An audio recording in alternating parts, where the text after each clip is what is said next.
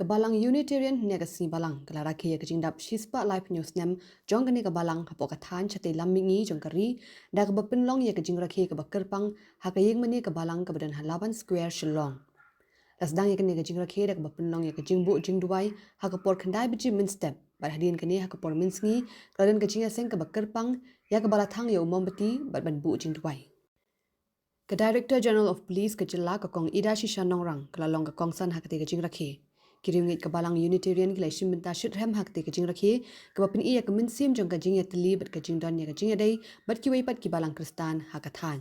For today's program, embracing the divine plan, the divine path transcends our soul. While I could understand the words, the individual words in the theme, the phrase as a totality had me flummoxed.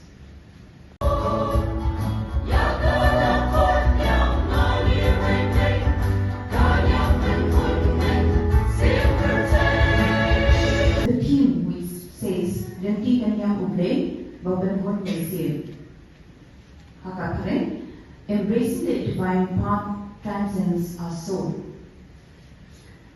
This is indeed a very deep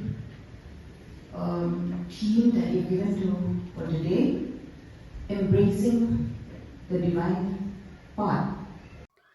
Ketenra jong ke jing stang ya ke Unitarian kelas stang ha ke Protestant Reformation ha ke spa snem ke bakhan riu. Hak baki beriu, haki babun kiri jong kedau ba Europe, kila dawai ke hak banyok pulih shimet ya ke Bible, ke hak bandon ya ke jingedai ke biajan bat uplay, klem da don kam menyat lingba ki nong syarai, ni ke Balang. Bat ke hak bandon ya ke jingetip lem, persya ya ke jingkam jong ki caka mani.